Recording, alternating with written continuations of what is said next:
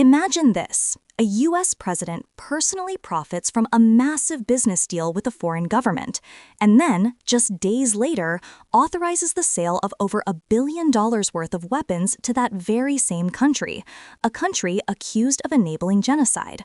That's exactly what Congresswoman Sara Jacobs pressed Marco Rubio about, and his response left the room stunned.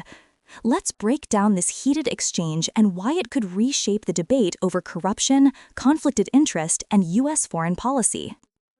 Chair recognizes Representative Jacobs. Thank you, Mr. Chairman. Mr. Secretary, I want to turn to the war in Sudan. This is, as you know, the world's largest displacement and humanitarian crisis. 500,000 people are facing famine. I saw firsthand the suffering when I visited Sudanese refugees in Chad. Earlier this year, and again yesterday, you reiterated that the Rapid Support Forces, a militia, is committing a genocide in Sudan. Is that correct? We're very concerned about what both sides are doing, frankly, but the RSF in particular. Correct. I agree with that. You also said as part of that, that all of our engagement with the UAE, we need to raise the fact that they are openly supporting an entity that is carrying out a genocide. And yet, President Trump continues to arm the UAE. In fact, he just blew through Ranking Member Meek's congressional hold on over $1 billion in arms sales, ignoring this committee's longstanding role as an independent check on major arms sales. And we can have a policy debate here about the merits of continuing to arm the UAE or not, despite this genocide. I had that same conversation with Secretary Blinken. But actually, I want to talk about the events that led up to that decision. So on April 30th, the Trump Organization, which Donald Trump still owns, unveiled plans to build an 80-story Trump Tower in Dubai. Then on May 1st, Trump's crypto company, World Liberty Financial, secured a $2 billion deal with an Emirati company with deep ties to the government. And only 11 days later, on May 12th, your department notified our committee that it would ignore Ranking Member Meek's holds on UAE arms sales. Secretary Rubio, we have a president who is personally profiting from a deal with a foreign government-backed company at the same time he is selling lethal weapons to that same government. Isn't that a clear conflict of interest? I think no matter who was president, they would have to deal with the UAE. We have to. They're a member. That's not my question. We can have a policy debate about how we should engage with the UAE. They're making claims about corruption, and I'm answering that any president in the United States, I don't care who the president is, would have to deal with UAE. They're a member of the Abraham Accords, number one. They've been incredibly cooperative on a bunch of other issues. We don't agree with them on 100%. We have concerns about some of the things they do, but this is called the balancing of foreign policy. Secretary it is Rubio, in our national interest to have a good relationship with the UAE, despite the fact that there are things we do we don't like. Secretary Rubio, I don't disagree with you. I just visited the UAE a couple weeks ago and had these very same conversations there, but I don't think this is a complicated question. President Trump is personally profiting from a deal with a foreign government while selling weapons to that same government who is enabling a genocide. Policy aside, are you really saying you don't think this is a conflict of interest? No, you're making claims. The president's family owns a business, and they can conduct business anywhere in the world they want. The president's never once raised business deals in UAE when talking about it. Any president would have to have a relationship with the UAE. Secretary Rubio, that's just silly. The previous administration had one too. President Trump has retained his ownership of these companies, and I have an image right here from World Liberty Financial's website. So the idea that President Trump is not the face of the brand of this company on top from benefiting from them, and it literally says on the website that Mr. Trump and his family members own a 60% stake in this company, that's silly. So we can talk about the policy merits. That's not what I'm asking you. I'm asking you a very simple question.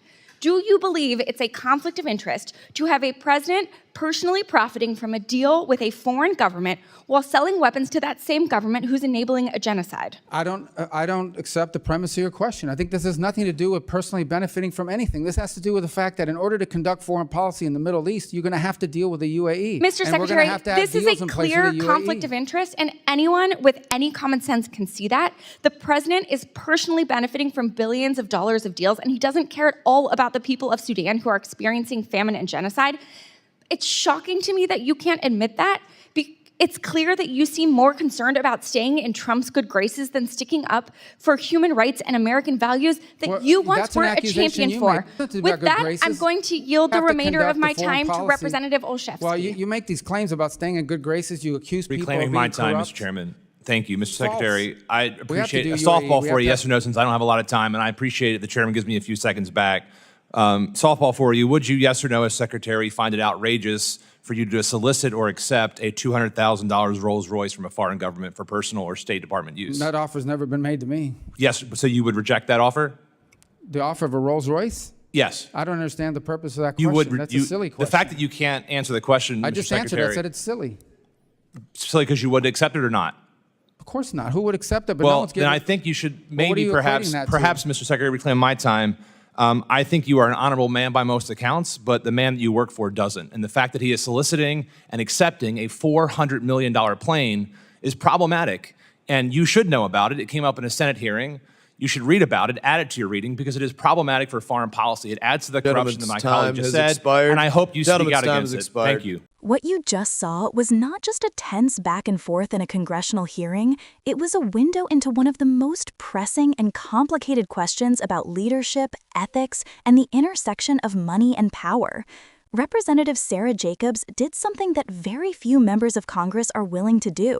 She connected a humanitarian catastrophe, a foreign policy decision, and the president's personal business dealings into one explosive line of questioning.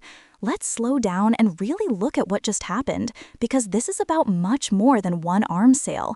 Jacobs began by grounding the discussion in human suffering, the war in Sudan, the famine, the millions displaced. This is not an abstract geopolitical crisis. These are real families starving, real children whose futures are on the line. By reminding everyone of that reality, she made it clear that this isn't just a policy debate. There are human lives at stake. But Jacobs didn't stop there. She pointed to something that goes right to the heart of public trust. While this humanitarian crisis is unfolding, the United States is greenlighting billion-dollar arms sales to the UAE, a government she claims is backing a militia committing genocide. And then she brought in the detail that turned this into a political lightning strike. Just days before the arms deal notification, the Trump Organization unveiled a new 80-story Trump Tower project in Dubai, and Trump's crypto company signed a $2 billion deal with a UAE-linked firm. What Jacobs is saying is powerful. She's asking whether U.S. foreign policy is being shaped not only by national interest, but by the private financial interest of the president himself. That's not just a partisan question, it's a constitutional and moral one. The framers of the Constitution were deeply concerned about foreign influence, which is why they wrote in the Emoluments Clause, to prevent U.S. officials from profiting personally from foreign governments. And you could see Secretary Rubio struggling to walk a fine line. He wanted to stress the importance of the UAE as a strategic ally, which is a real and legitimate point. The UAE is part of the Abraham Accords. It helps counterbalance Iran, it shares intelligence, and it plays a key role in regional stability. Any president, Republican or Democrat, would need to engage with them. But Rubio kept sidestepping the heart of Jacobs' question, not whether we should deal with the UAE, but whether a president should personally profit while making those decisions. That's why Jacobs kept reclaiming her time and repeating the question. She wanted a simple yes or no. Is it a conflict of interest? Rubio never gave that yes or no, and that silence, that refusal, was as telling as any answer. Moments like this matter because they cut through the noise and force us to look at how our democracy works. Should a sitting president be able to own and profit from businesses that have active partnerships with foreign governments? Should Congress have more authority to pause or investigate arms sales when there's a risk of personal enrichment being involved? And what does it say about America's moral leadership if we ignore allegations of genocide while cashing billion-dollar checks? These are not easy questions, and they aren't meant to be. But this is why hearings like this are so important. They put these issues on record, in public view, where we can all weigh them. And it forces us, the viewers, the voters, to decide what we expect from those who lead us. So now I want to hear from you. Was Sara Jacobs right to press this issue, or do you agree with Rubio that national interest should take precedence over the appearance of conflict? Do you think a president should have to fully separate from their business empire before taking office, or is that asking too much? Drop your thoughts in the comments. I read every single one. And if you want more breakdowns like this, where we go beyond the sound bites and really explore what's at stake, make sure to hit that like button, subscribe, and turn on the notification bell. This is where we separate spin from substance, and we have a lot more to uncover.